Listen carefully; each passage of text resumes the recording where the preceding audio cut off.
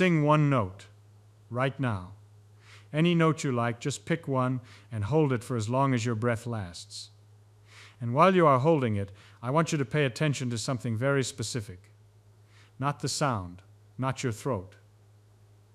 I want you to pay attention to what is happening behind your ribs, in the space where your lungs wrap around a muscle that has been beating since before you were born. You felt something shift in there. The rhythm changed. Just for a second, the spacing between the beats was different. Now, most people would say, well, that is just breathing, that is just the mechanics of the chest moving around. And they would be partly right. But the real story, the one nobody tells you, is about a nerve. A single nerve that runs from your skull all the way down through your chest and into your gut. And that nerve is the reason your heart just did what it did. Let me show you what I mean. There is a nerve in your body called the vagus nerve, and it is the longest cranial nerve you own.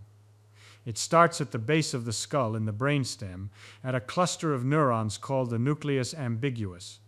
From there it runs down through the neck, threading between the carotid artery and the jugular vein, and it passes through the chest cavity where it sends branches to the heart, the lungs, the stomach, the intestines, the liver, the spleen. The word vagus is Latin for wandering, and that is exactly what this nerve does. It wanders farther from the brain than any other cranial nerve. Now here is the thing you need to understand about it. 80% of its fibers are sensory. They carry information upward, from your organs to your brainstem. They are reporting on pressure, on stretch, on chemical states, on what is happening mechanically in every organ they touch. The remaining 20% carry commands downward. And the most important command the vagus delivers to your heart is, slow down. Your heart has a built-in pacemaker, a small strip of specialized cells in the upper wall of the right atrium called the sinoatrial node. These cells fire spontaneously. They do not need the brain to tell them to fire. Left alone, the sinoatrial node would beat at about 105 times per minute. That is its intrinsic rate. But the vagus nerve releases a neurotransmitter called acetylcholine directly onto those pacemaker cells. Acetylcholine binds to muscarinic receptors, opens potassium channels, and slows down the depolarization rate. It pulls your resting heart rate from 105 down to somewhere between 60 and 80, and it does this fast. Within 150 milliseconds of vagal firing, the heart slows. Compare that to the sympathetic system, the accelerator, which takes 30 to 60 seconds to reach full effect through norepinephrine. So every heartbeat you have ever felt has been a negotiation. The node wants to go faster. The vagus holds it back. And the strength of that holding back, that is what we call vagal tone. High vagal tone means the brake is strong, the heart is flexible, the resting rate is low. Low vagal tone means the brake is weak, the heart runs fast and rigid. And low vagal tone, measured as reduced heart rate variability, is one of the strongest independent predictors of cardiovascular mortality. It predicts death more reliably than many of the blood tests your doctor orders. So the question becomes, how do you strengthen the brake? And the answer, it turns out, has been hiding in something so ordinary that nobody thought to measure it until recently. When you sing, you exhale longer than you inhale. Think about what happens. A normal resting breath cycle is about 4 seconds. 2 seconds in, 2 seconds out. 12 to 20 breaths per minute. But when you sing a phrase, the exhalation extends to 6, 8, maybe 12 seconds. The inhalation compresses into a quick 2-second gap between phrases. You end up breathing at a rate of about 6 complete cycles per minute. 1 breath every 10 seconds. In physics terms, that is a frequency of 0.1 hertz. Now, why does that particular number matter? Because your cardiovascular system has its own built-in oscillation. There is a rhythm in your blood pressure that rises and falls independent of breathing. It is called the Trobe-Herring-Mayer wave, named after the 3 physiologists who described it, and it cycles at approximately 0.1 hertz. This wave reflects the operation of the baroreflex, the feedback loop, by which baroreceptors in the aortic arch and carotid sinuses detect blood pressure changes and signal the brainstem to adjust heart rate. The baroreflex has a resonant frequency, and that resonant frequency is about 0.1 Hertz. When your breathing rate drops to 6 breaths per minute, it matches the resonant frequency of the baroreflex loop. The two oscillations lock together. Respiratory phase, blood pressure phase, and heart rate phase all synchronize into a single wave. We call it cardiovascular resonance. The amplitude of heart rate variability shoots up, not because the heart is unstable, but because the system is oscillating at the frequency where energy transfers most efficiently between respiration and circulation. Now, if you know anything about physics, you know what resonance means. Every oscillating system has a natural frequency at which it absorbs and transfers energy most efficiently. Push a child on a swing at random intervals and nothing much happens. Push at the natural frequency and the amplitude grows with each cycle for essentially zero extra effort. That is resonance. Your cardiovascular system has this property. The baroreflex feedback loop, which bounces signals between the baroreceptors in your arteries and the vagal motor neurons in your brainstem, has a delay built into it. The signal goes up, gets processed, comes back down. That round-trip delay sets the natural period of the loop at about 10 seconds. 0.1 Hertz. When your breathing matches that period, every exhale arrives at precisely the moment the baroreflex is ready to amplify the vagal response. The system does not fight itself. It builds. Let me walk you through the mechanics of one cycle. When you breathe in, the diaphragm contracts and drops into the abdominal cavity. Intrathoracic pressure falls. That negative pressure draws blood from the inferior vena cava upward into the right atrium, filling the heart. At the same moment, the reduced pressure releases mechanical compression on the vagus nerve, and pulmonary stretch receptors in the expanding lungs send inhibitory signals to the vagal motor neurons in the brainstem. The vagal brake lifts. Heart rate goes up. When you breathe out, the diaphragm relaxes and rises. Intrathoracic pressure increases. Venous return slows. Baroreceptors in the aortic arch detect the pressure change and fire afferent signals up the vagus to the nucleus of the solitary tract in the medulla. The brainstem responds by increasing vagal efferent output. Acetylcholine hits the sinoatrial node. Heart rate comes down. This acceleration on the inhale and deceleration on the exhale is called respiratory sinus arrhythmia. Carl Ludwig described it in 1847. It is not a disorder. It is the opposite. It is your heart demonstrating flexibility, proving that the vagal brake can engage and disengage rapidly, adjusting cardiac output to the changing pressure environment inside your chest with every single breath. And there is something else embedded in this rhythm that most people never learn about. Junichiro Hayano and Fumihiko Yasuma, two physiologists in Japan, published a study in Circulation in 1996 that changed how we think about this. They built a canine model where they could artificially generate or eliminate the heart rate oscillation while holding the breathing rate constant. When they imposed a pattern matching normal respiratory sinus arrhythmia, speeding the heart during inhalation and slowing it during exhalation, the ratio of dead space to tidal volume decreased and oxygen delivery increased. When they inverted the pattern, gas exchange deteriorated significantly. What does that tell you? The heart is not just varying its speed as a passive byproduct of pressure changes. It is actively timing its output to match the moments of maximum oxygen availability in the lungs. When you inhale and the alveoli fill with fresh air, the heart beats faster, pushing more blood through the pulmonary capillaries at exactly the moment there is oxygen to collect. When you exhale and the alveoli are emptying, the heart slows, conserving effort because there is less oxygen to extract. Respiratory sinus arrhythmia is an efficiency engine, and it runs best at 6 breaths per minute. Björn Wickhoff at the Sahlgrenska Academy at the University of Gothenburg put this together with singing in a beautiful experiment. He brought 15 18-year-olds into a lab and had them do 3 things. Hum a single tone with free breathing. Sing a Swedish hymn, Härliga jorden, with partly guided breathing. And chant a slow mantra, deliberately composed so that each phrase plus the inhalation that followed lasted exactly 10 seconds. 0.1 hertz. The humming produced heart rate variability, but at different frequencies for each singer because everyone chose their own breathing pauses.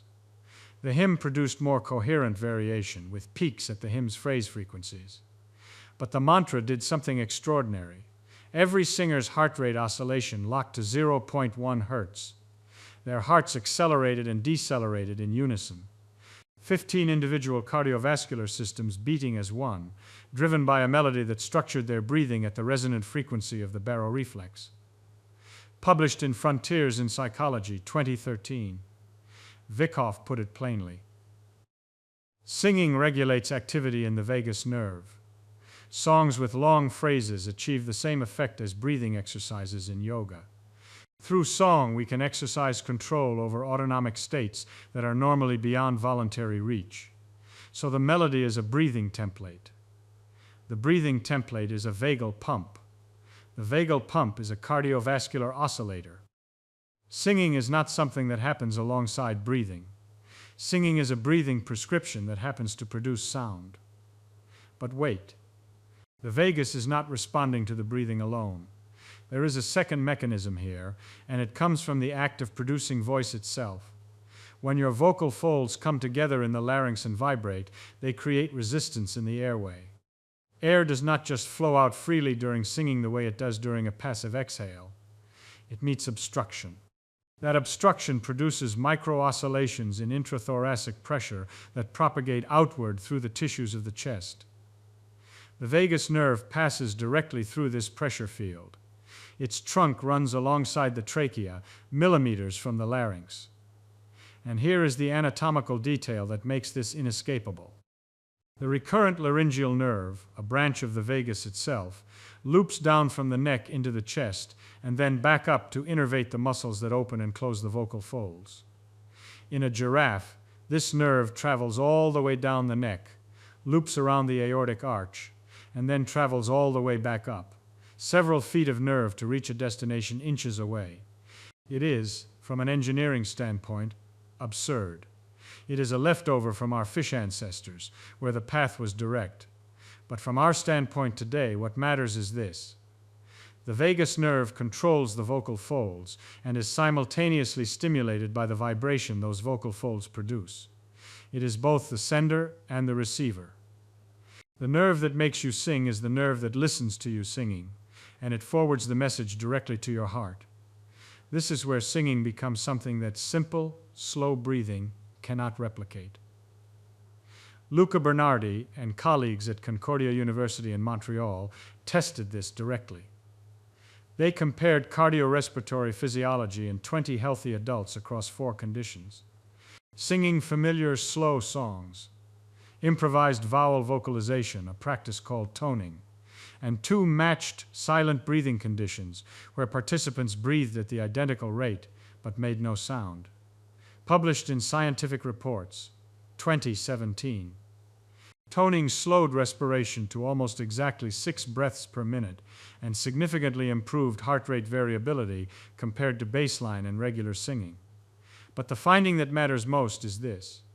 Heart rate variability was higher during the vocal conditions than during the silent breathing conditions matched for the same respiratory rate. The voice added something the breath alone could not account for. Bernardi attributed this to the mechanical and sensory effects of phonation.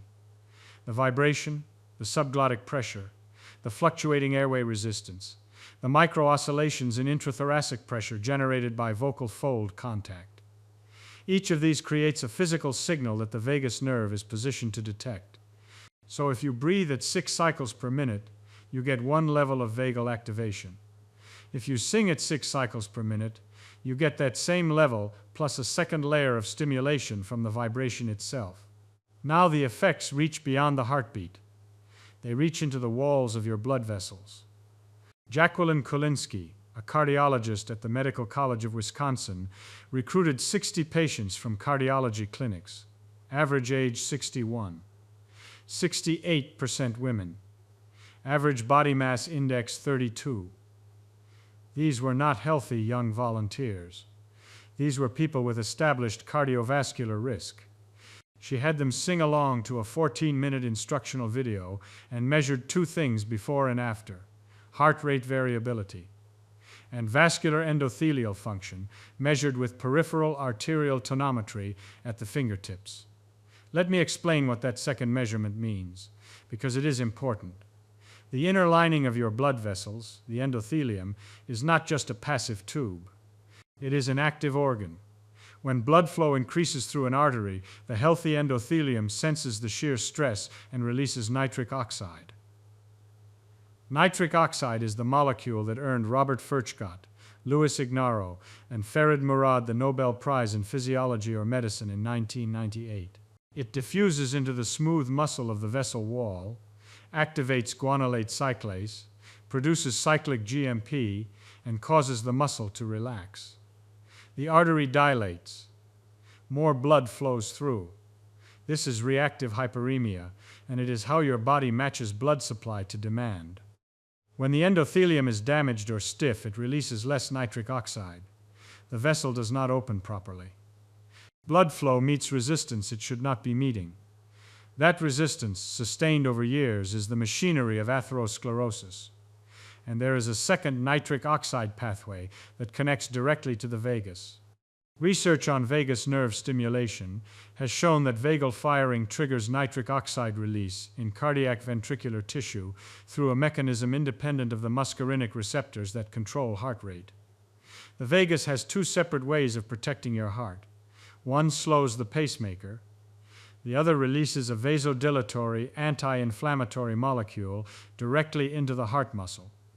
After 14 minutes of singing, Kulinski found that the Framingham Reactive Hyperemia Index, the measure inversely related to cardiometabolic risk, increased significantly from 1.88 to 2.10. Published in Frontiers in Cardiovascular Medicine, 2022. The improvement was comparable to what you would see after a short bout of moderate intensity exercise. Now think about who this finding is for. The 68-year-old in the cardiology waiting room who has been told to exercise more, who has arthritis in both knees, diabetic neuropathy in the feet that makes walking to the mailbox painful, who lives 14 miles from the nearest cardiac rehabilitation center. Among Medicare beneficiaries over 65 who qualify for cardiac rehabilitation, only 24% ever attend a single session. Not 24% who complete the 12-week program, 24% who show up once. 3 out of 4 people who qualify for the best secondary prevention we have in cardiovascular medicine never use it. That is not a compliance problem. That is a delivery problem. The intervention works. The patients cannot reach it.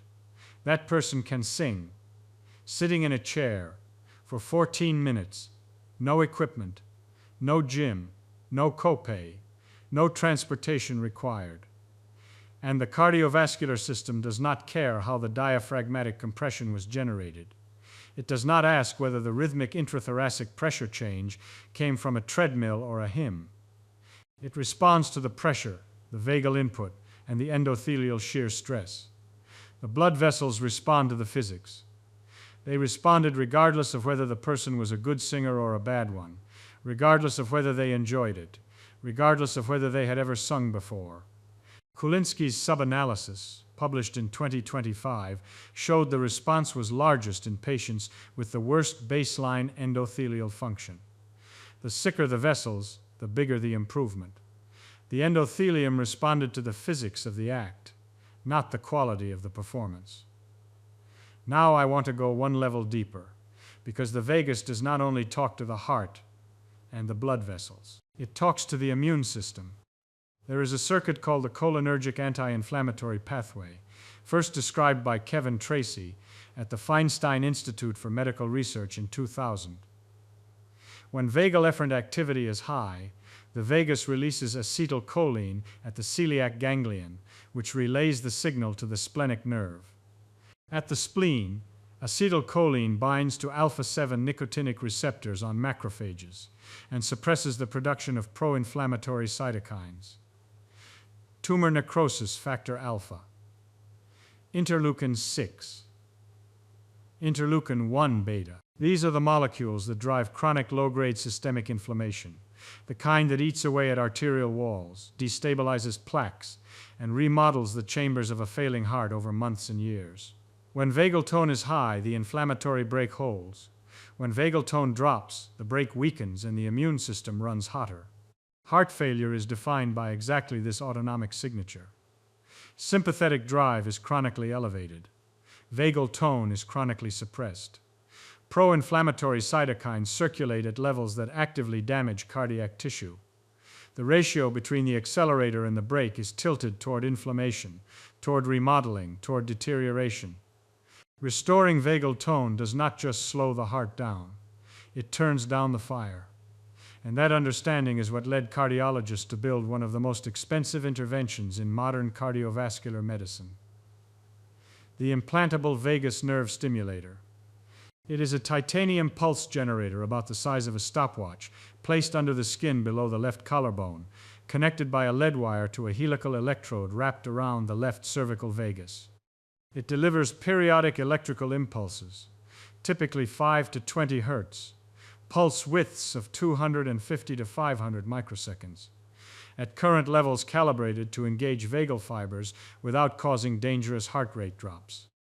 The ANTHEM-HF trial implanted these in 59 heart failure patients and showed improvements in heart rate variability, ejection fraction, and 6-minute walk distance. The INNOVATE-HF trial, the largest ever conducted, enrolled 707 patients across multiple centers to test whether the device could reduce death and heart failure events. The results were mixed. INNOVATE-HF did not hit its primary endpoint for mortality, but it did show improvements in quality of life, functional capacity, and New York Heart Association class. The failure likely had more to do with stimulation dosing than with the concept itself, which is why a new pivotal trial, ANTHEM-HFrEF, is specifically designed to test whether higher intensity, physiologically confirmed vagal engagement can do what the earlier trials could not. The device costs about $10,000. The implantation surgery adds another $10,000 to $20,000. Battery replacements every 5 to 8 years, programming visits, complication management, the known side effects of hoarseness and vocal cord dysfunction from the electrode sitting on the very nerve that controls the larynx. Over a decade, the total cost reaches $40,000 to $60,000. The molecular target of this device is acetylcholine release at the vagal terminals. The goal is increased vagal tone. The downstream effects are modulation of the sinoatrial node, improved heart rate variability, improved sympathovagal balance, suppression of pro-inflammatory cytokines. The molecular target of singing is acetylcholine release at the vagal terminals, through respiratory-driven and phonation-driven activation of the same nerve, using the same neurotransmitter, engaging the same receptors. I want to be very careful here, because this is the point where it is easy to get carried away. The dose is not the same. A surgically implanted device delivers continuous, precisely calibrated electrical stimulation optimized over multiple clinical trials. It can be titrated. It works during sleep, during silence, during every hour the patient is alive. Singing delivers intermittent, variable intensity vagal activation that stops when the music stops. The device exists because there are patients whose vagal tone is so profoundly suppressed, whose hearts are so structurally compromised, that no behavioral intervention can restore the balance. Those patients need the device. But the pathway is identical. The nerve is the same nerve. The neurotransmitter is the same molecule. The receptor on the pacemaker cell is the same receptor. A $40,000 titanium generator sutured to the cervical vagus and a 10-minute song in a living room chair are separated by orders of magnitude in clinical potency, but they are not separated by mechanism. They are two delivery systems for the same physiological instruction sent through the same nerve for the same cardiovascular purpose. Now let me tell you what we know with confidence and what we do not, because I never want to sell you certainty that the evidence has not earned. And in science, if you are not honest about what you do not know, you are not doing science. You are doing advertising. The respiratory mechanism is bedrock. Slow breathing at 6 cycles per minute increases heart rate variability, enhances baroreflex sensitivity, and engages cardiovascular resonance. This has been replicated dozens of times in healthy adults, in cardiac patients, in athletes, across different countries and measurement technologies. The link between singing and slow breathing is anatomically direct and has been measured repeatedly. Song phrases extend exhalation. Inhalation occurs between phrases. The breathing rate falls naturally into the resonant frequency range. That part is solid. You can take it to the bank. The phonation effect, the additional vagal stimulation from voicing compared to matched silent breathing, rests primarily on Bernardi's toning study and the anatomical proximity of the vagus to the larynx. The data support it. The physiology makes sense. But the number of studies isolating this specific component from the respiratory component is still small, and the effect size, while statistically significant, is modest. I would call this plausible and supported, but not yet definitive. More work needed. The vascular endothelial findings from Kulinski's group are clinically exciting but methodologically young. The initial pilot had 60 subjects and no control group. That is a starting point, not a conclusion. The subsequent randomized, researcher-blinded crossover trial in older adults with coronary artery disease, published in Frontiers in Cardiovascular Medicine in 2025, added a 30-minute rest control and a music therapist-led singing condition. That is the kind of study this question deserves. The field is maturing. But the optimal dose, the persistence of the effect beyond the acute measurement, and the long-term clinical impact on cardiovascular events are still open questions. The anti-inflammatory pathway through the cholinergic reflex is well established for electrical vagus nerve stimulation. Kevin Tracy's work made that clear. But the activation of this specific pathway by singing has not been directly measured in a human study. Nobody has drawn blood before and after singing and measured cytokine levels in a controlled design with enough power to be conclusive. The inference follows from the chain. Singing increases vagal tone. Increased vagal tone activates the cholinergic anti-inflammatory pathway. Therefore, singing likely modulates inflammation. Each link has evidence behind it. The full chain from singing to reduced tumor necrosis factor alpha has not been tested end-to-end. It is a reasonable inference. It is not yet a finding. The oxytocin pathway is the weakest of all. Günter Kreutz at Karl von Ossietzky University in Oldenburg found increases in salivary oxytocin after group singing. Arla Good and Frank Russo at Toronto Metropolitan University found that group singing, but not solo singing, elevated oxytocin and mood. But Schlatt and colleagues at the University of Regensburg found that salivary oxytocin actually decreased during both choir and solo singing. Those findings directly contradict each other. The social context, the measurement method, the timing of sample collection, and individual variation all seem to determine which direction the result goes. I would not build a clinical recommendation on this pathway. Not yet. Maybe not for a long time. Here is what stays with me when I put this all together. Cardiovascular disease kills more people every year than cancer and chronic lung disease combined. Lifetime risk is close to 50% for a 30-year-old with no diagnosis. Cardiac rehabilitation, the best secondary prevention we have, reaches fewer than 1 in 4 eligible patients. Exercise requires mobility. Gyms require money. Rehabilitation centers require transportation. Long-term compliance defeats most programs within 6 months. Singing requires a diaphragm and a larynx. It costs nothing.